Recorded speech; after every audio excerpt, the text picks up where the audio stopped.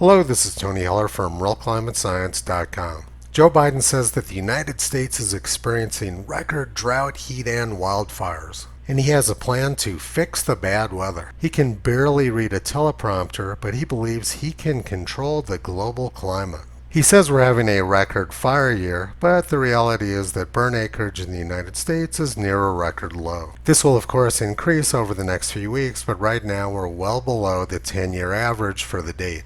90 years ago in 1931, there was about 20 times as much burn acreage as has burned so far this year. 1931 was a very extreme year, and I'll be talking about it more later in this video.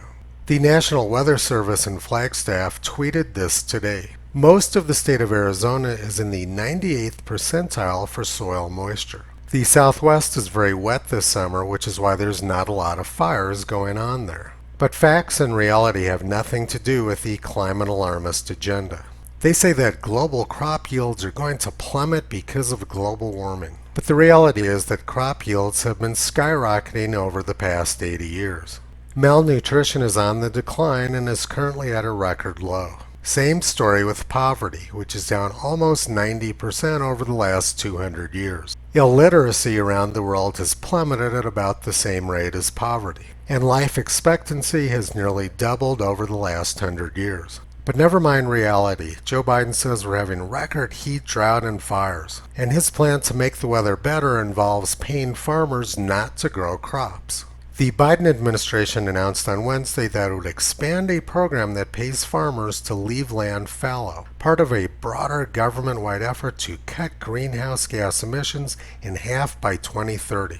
So the Biden administration believes that people are starving because farmers can't grow enough food in the heat and drought. And their solution to this claimed food shortage is to pay farmers to grow even less food. This doesn't make any sense if you believe what they're saying. What you have to do is look at what they're actually doing. Food prices are skyrocketing under Joe Biden. Joe Biden's policies are making a lot of money for big agriculture. And at the same time, Biden's policies are making food too expensive to feed the poor. Biden's rich friends are getting richer, and at the same time, food is becoming too expensive for poor people. And Biden's policies are doing exactly the same thing with oil prices, which have more than doubled since the election. Companies like ExxonMobil, Chevron, and Royal Dutch Shell are making huge amounts of money this year. Here's a typically Orwellian article from the New York Times. It's been a terrible several weeks for big oil companies, which have been rebuked in proxy fights, the courts, and a landmark public report,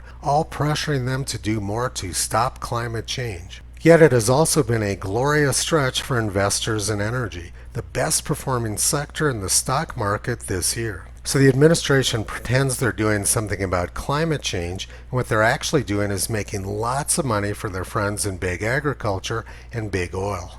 The Biden administration is playing a shell game which is making their rich donors much richer and crushing the poor at the same time. Meanwhile, China is playing a very different shell game. They say they're worried about climate and they're going to cut back their carbon emissions even as they add massive amounts of new coal capacity. They tell the press that they're going to cut back their coal usage 51% in the next 4 years, even as they add huge amounts of new coal production capacity. China is building more coal-fired power plants than everyone else in the world put together. The Chinese shell game is very different from the American one, but the bottom line is the same. Over the past 30 years, there's been dozens of climate agreements which have had no meaningful effect on the increase in carbon dioxide in the atmosphere. These climate agreements are a distraction designed to make the rich even richer and to make the poor even poorer. With skyrocketing energy and food prices, many poor people are going to have a very difficult time keeping their children warm and fed this winter. And it has nothing to do with climate. Biden's climate envoy John Kerry says this is about the Great Reset, which will happen at greater speed and intensity than many people might imagine.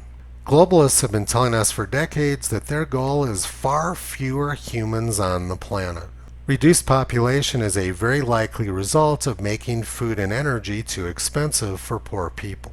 Now let's go back to 1931 when more than 50 million acres burned in the United States. In 1931, 93% of the United States reached 95 degrees Fahrenheit or 35 degrees Celsius sometime during the summer. That was a record high for the United States, and this year has been close to record low, with less than 60% of the country making it up to 95 degrees. 1931 was a record year for the Red Cross providing drought relief. The Red Cross had to provide relief for 735 counties in 20 states. People were literally starving to death in many of the U.S. states during the 1931 drought. And at the same time people were starving in America, China was having the worst flood in history. Millions of people in China drowned in the 1931 floods, and tens of millions more faced starvation. Biden doesn't have a climate change plan. He has a plan to make his rich friends even richer. And a lot of poor and middle class people are being hurt by Biden's shell game. Toto always follows the money to find out what the real story actually is. Nothing which the press and politicians say about climate has anything to do with reality. It's all theater and a distraction which Toto has been exposing for the past 13 years. You can visit Toto, Kyrie, and Caesar on the web at realclimatescience.com.